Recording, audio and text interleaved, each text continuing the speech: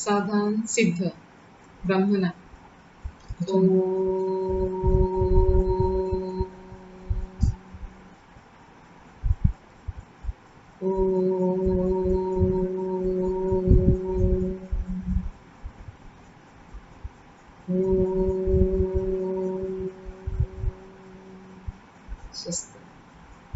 आज हम पढ़ेंगे सूर्यकांत त्रिपाठी निराला की कविता प्रियतम।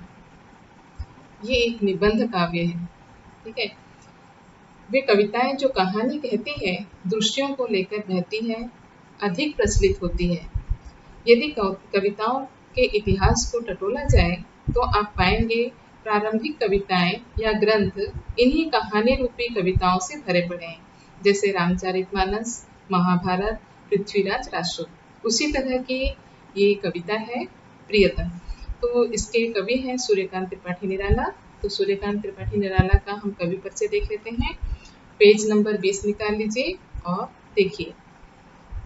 कवि सूर्यकांत त्रिपाठी निराला का जन्म बंगाल के मेदिनीपुर जिले के महिसादल नामक नगर में सन 1897 ईस्वी में हुआ था। पढ़ाई लिखाई वहीं हुई। उनका जीवन अभावों और विपत्तियों से पीड़ित रहा, लेकिन उन्होंने किसी विपत्ति के सामने झुकना नहीं सीखा। हमेशा संघर्ष करते रहे। जिंदगी भर गरीबी में दिन काटे, लेकिन बड़े दानी थे और बड़े स्वाभिमानी भी। वे हिंदी, संस्कृत, बंगला आदि अनेक भाषाओं के पंडित थे। संगीत के अच्छे जानकार थे। वे छायावादी युग के कवि थे। उन्होंने मुक्त छंद में कविता लिखना भी आरंभ किया।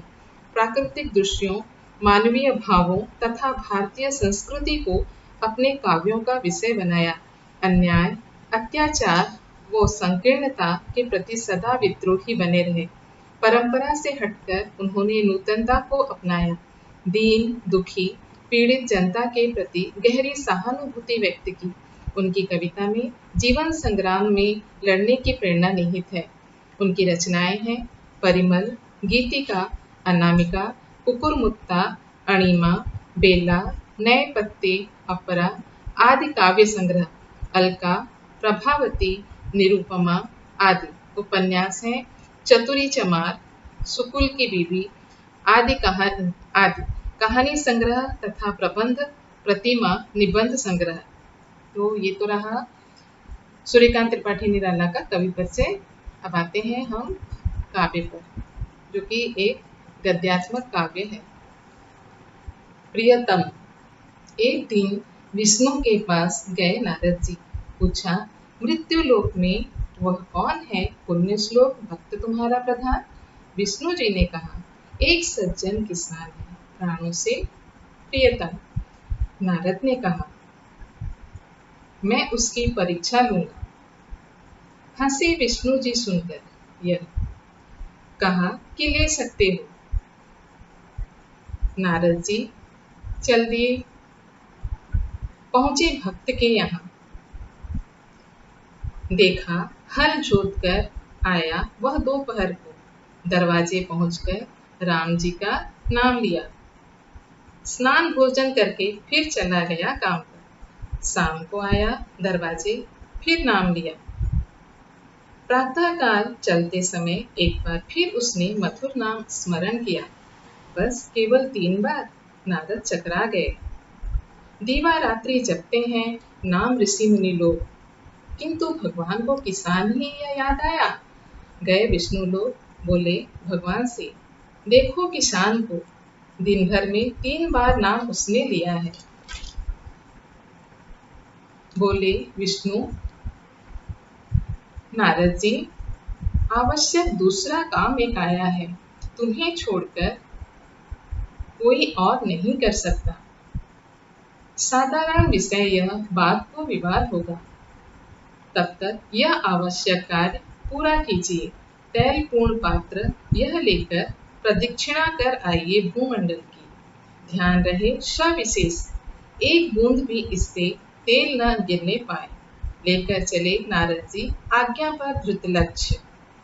एक बूंद तेल इस पात्र से गिरे नहीं। योगीराज जल्द ही विश्व पर्यटन करके लौटे वैकुंठ को। तेल एक बूंद भी उस पात्र से गिरा नहीं, उल्लास मन में भरा था। यह सोचकर तेल का रहस्य एक अवगत होगा नया। नारद को देखकर विष्णु भगवान ने बैठाया स्नेह से कहा, बतलाओ पात्र लेकर जाते समय कितनी बार नाम इष्ट का लिया? एक बार भी नहीं। संकित हृदय से कहा नारद ने विष्णु से, काम तुम्हारा ही था, ध्यान उसी से लगा, नाम फिर क्या लेता? और विष्णु ने कहा, नारद, उस किसान का भी काम मेरा दिया हुआ है, उत्तरदायित्व कई लदे हैं एक साथ, सबको निभाता और काम करता हुआ नाम भी वह लेता है, इसी से है प्रियतम। नारद लज्जित हुए, कहा, यह सत्य है।